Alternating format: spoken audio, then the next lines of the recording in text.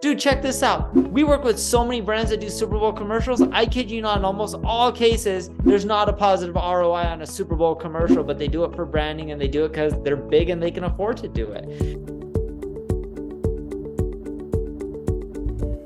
Neil, on the topic of agencies and talent, how should brands be approaching the decision to use an agency versus having their own in-house team? Honestly, almost majority of our customers have a bit of both. They have some internal resources that are doing marketing, and then they have an agency that specializes in certain areas that helps them fine tune and grow and scale faster. It's just about ROI. You can do either approach. There's no right or wrong. I'm not here to pitch anyone saying you got to use the agency or you got to do in-house. You got to figure out what's best for you as an organization. But it's basic math. You spend $1, you better be making more than $1. If you're not, there's something wrong in the long run. Short run, sure, you're going to have some losses, but in the long run, it should be profitable for you. And you probably can bring up a team of people and move a brand forward much quicker than a company can with in-house talent, especially if they don't have any. Bingo, especially for large corporations and even for small companies, we can not just do it faster, but we can do it more efficiently. And when I mean efficiently, for example, if you need something very specific for TikTok, if you're a small business, it's really expensive to just hire 2 or 3 people. Like, oh, I specialize in TikTok ads. Oh, I specialize in creating organic content for TikTok. It starts getting really expensive, while we have a lot of people that specialize in different things, and you may only need a fraction of their time. So it's also more practical and economical. Speaking of the social marketing, I follow you on LinkedIn and Instagram, and you put out a lot of content there, and you have over the years. I'm just curious, what do you think is the most valuable for business to business like you're doing now? Is it which channel? Is it the type of content? Is it, the topics?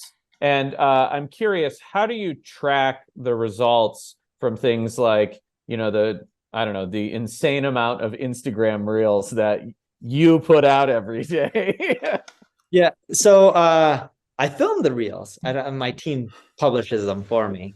I'm on a plane most of the time anyway, so I don't even look at my own feed or log into Instagram on a daily basis. I like checking the direct messages when people ask for help. That's one of my favorite things to do, is to help them. I'm a big believer. The key isn't not necessarily the platform you're on, it's the type of content. So I don't post generic content like, if I was 20 years old, here's how I would start my life all over again. Because I'm focusing on trying to close Fortune 1000 companies, right? Or Global 1000 companies to pay for our services. That kind of content is going to convince them to buy from me.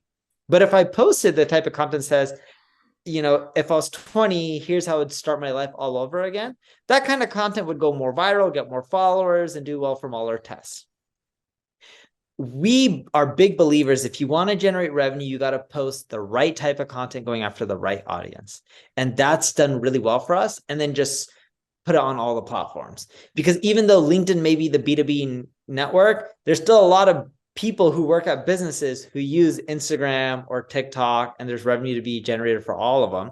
Especially if you already created the content, might as well repurpose it. It doesn't really cost you much more. It doesn't take much more of your time either way. I have a question. When you're going through the sales cycle with some of these Fortune, 500 companies, whatever, how long does it typically take, like from introduction to getting a contract signed? What's like the longest you've seen, and what's like the average? Sure. And to go back on your other question, before I answer that, on how do you track the ROI? We believe in just a lot of campaigns are for branding and we don't worry about ROI, and some campaigns are for ROI and we track them. But social media, we look at it as just brand building and we don't worry about the ROI. And it's worked out really well for us and a lot of our clients. The question on sales cycle that you're asking, Harrison, pre the economy really getting crushed more and more and more, I would say our sales cycle was anywhere from 3 to 6 months. And now we're lucky if it's a 3-month sales cycle, 6 months to maybe up to a year right now in this economy. And we still do get some of them. Like, here's a great example. My team got introduced to the CMO of a $20+ billion company 4 months ago. We're now starting to have good conversations with them. We haven't even got to proposal stage. We're just diving in and figuring out how we can help them, etc. So you're looking at if we can close the deal, maybe 3-4 more months.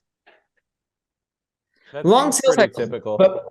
but big contracts. Or if they're not big contracts, they're tiny with the division of a really large corporation, and then you have the potential to sell into many different of their divisions, which are massive businesses in themselves, right? Like some of these divisions do like 3 billion, 4 billion in revenue a year, right? And they're like a small division for some of these corporations, or a mid-sized division. And then you also have the opportunity to sell not just multiple divisions, but multiple regions as well, in countries, right? So a combination of both those really make the campaigns scale up really fast. It's land and expand. Neil, oh, go ahead, Adam. Oh, I was just going to agree with him. When we sell to Fortune 500s, it can take 6 months, 12 months. We've seen it takes years. Yeah. The legal is always messy, takes forever, the back and forth. I mean, we sell software, so our contracts might be a little bit more sensitive around data, but yeah, it can take a long time. It's similar. And some of our contracts, some people have hit us up 2 years ago, never signed with us, and then 2-3 years later they come and sign. But I would say the averages are, you're lucky if we're lucky 3 months, if we're unlucky a year. I was really happy to hear you say that you do some of the work you do for branding and you don't track the ROI. And it's funny, it seems counterintuitive to hear that from someone whose roots are performance marketing, but we learned. But let's go back on this, right, for one moment. Sorry to cut you off. It's all good. If you want a car, what brand comes to mind? Ferrari. Okay. Are you going to Google for a Ferrari, or you just know you want a Ferrari? I just know I want it. Okay. If you want to get a new credit card, where do you go? I have great American credit Express. Anywhere. Why'd you pick American Express? Because they have a hell of a brand. They've done the branding. It came first to mind in my brain because of all that branding. I didn't think, just because I want these points. I just thought Amex. If you want running shoes, basketball shoes, football shoes, soccer shoes, where do you go? Adidas. Yeah. So a lot of what people pick is because of the brands they see in these companies being out there for a long, long time, right? One is age and two is brand. And a lot of times you build a brand by just being in business long enough and having a good product or service, but it's how most people actually make their decisions.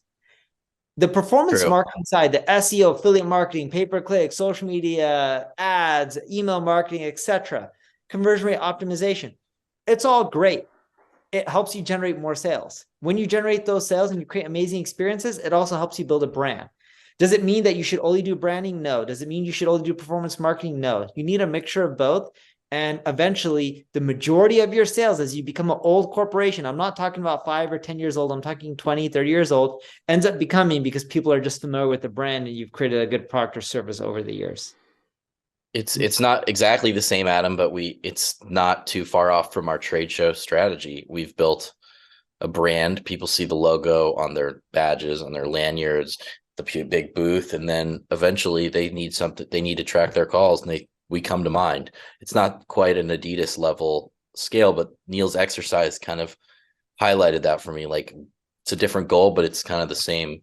It's the same thing. You're just doing it in a different vertical. And Adidas is always going to have a bigger brand than you guys or me, and not to track crap on you guys or even not taken. Yeah. We're in B2B. They're in consumer. Everyone can wear Adidas shoes, from a little kid to adult, before they pass away, and hopefully people live for a long time. A little superstitious, so knocking on wood. But we're in B2B. You're not going to have the branding Adidas does. And the reason being is because the majority of the world is not an ideal customer. So it doesn't make sense for you to spend that kind of money in branding. We don't need a Super Bowl spot. Yeah. Yeah. You have a Super Bowl.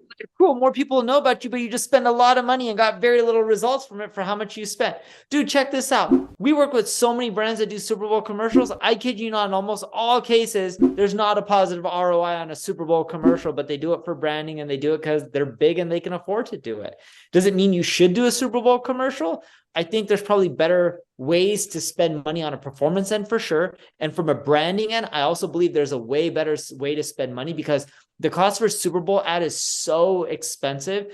When you buy Super Bowl ads, they don't just make you buy the Super Bowl ad. In most cases, they make you buy airtime on other for other programs. Like this year when people bought money for the last Super Bowl, or was it this last one or the one before that? They wanted people to start, or technically not the last one, the one before that, they wanted people to start buying ads for Olympics and all this kind of stuff. So you're spending whatever millions on the Super Bowl. You're spending another $6-10 million in ancillary stuff for branding. And when you start looking at it, there are just better ways to spend that money, even if it was for branding. I'm curious on the branding front or just marketing in general for your clients. How does your strategy generally change when you look at a client who's doing 6, 7, 8, 9 figures? Like obviously they're going to spend more money as they get bigger, but are there any key milestones as to the size of your client where you adjust the strategy? Does it become less performance focused and more branding focused, or does it really depend on the goals of the client? Depends on the goals and if they're publicly traded or not, and if they have quarterly earnings and all those kind of things. But keep in mind, we really don't see the 6-figure clients that often, or the 7-figure clients. Our clients are typically much larger, and majority of our revenue probably comes from multi-billion-dollar organizations. So for us, what we see is mainly just a scale thing. Even when we look at like 8-figure, 9-figure, and multi-billion-dollar companies, it typically is just a scale thing. And depending on your goals, one quarter over another, you may just shift how you're where you're spending the money. I know we only have a few more minutes with you. I want to make sure we get this question in as well. But what are your goals for 2023? How do you set those goals and how often do you adjust? Economy's crap. Expand more globally. It's cheaper to expand and hire in a bad market, although it's very painful cost-wise because business is not as good in a bad market. And that is our main goal. So 20 plus countries this year, get the leaders ramped up. And next year, by the end, I want to be in, call it 30 to 35 countries in total, and then eventually get to 50 because it's land and expand. We may close a really small deal with a large global 1,000 brand in Singapore. We actually recently did. I won't mention the name, but everyone here and probably everyone in the world knows the brand. They don't do like a 10 billion in revenue. They do tens and tens and tens of billions in revenue, and they're consumer. But when we look at that, we do well. We can get many more divisions and many more countries. And when I say it was a tiny account, I'm talking about less than 6 figures a year in dollars because you have to convert the currency. But even in their currency, it's less than 6 figures. And I believe over time, we can grow that account to a $5-10 million account, right? So it's just more land and expand because we're dealing with a lot of big brands, like massive brands that spend, hundreds of millions, billions on marketing. A lot of times they don't want to test you out in major markets like the United States because it's risky if something goes wrong. So they'll test you out in a small region. You do well, they'll keep giving you more. And if you outperform the incumbent, eventually they'll give you the majority of it. That's a hell of a backdoor, the way you just described it there, to open in a much lower tier country, provide great service to a giant company, and then sell through the company as opposed to trying to land them in the first world market. It's a very long too. We've only been around for 5 years, so I think it take another 5+ years to really see it in fruition. But I like that you're thinking that way. I think most entrepreneurs, they're always hustling, worrying about today, but it's that type of strategy that you just described that allows the long game. To take a bootstrapped organization and turn it into $1 billion business. You really gotta think 5 years, 10 years out, even from the early days. Yep. Neil, we got one more question for you before we let you get out of here, and it's another loaded question. How can somebody generate more website traffic?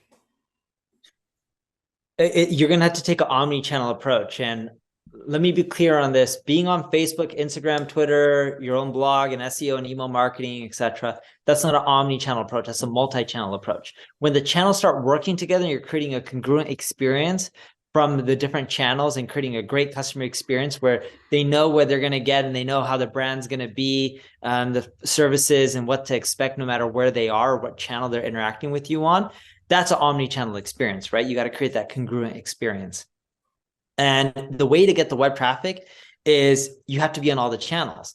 I've known Harrison for a long time. When we started out in the industry, businesses were built on one channel. A lot of them were. Like you could just do SEO and do really well. Or you could say, hey, you want more space on Dropbox? Tweet it out and share it on the social networks and we'll give you more free space. And they would blow up. Or Facebook, email blast. Just, scrape the address book of anyone in your Gmail inbox or Outlook inbox and then send an email out to everyone to just get more people to sign up.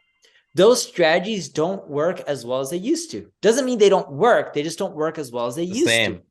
Yeah. And all these channels that work eventually get competitive. Doesn't mean they're dead. It just means they're harder to produce results from. So the only way to really do well is you got to take an omni-channel approach and be on all of them and do it consistently for many years, which is probably what people don't want to hear, but that's the reality.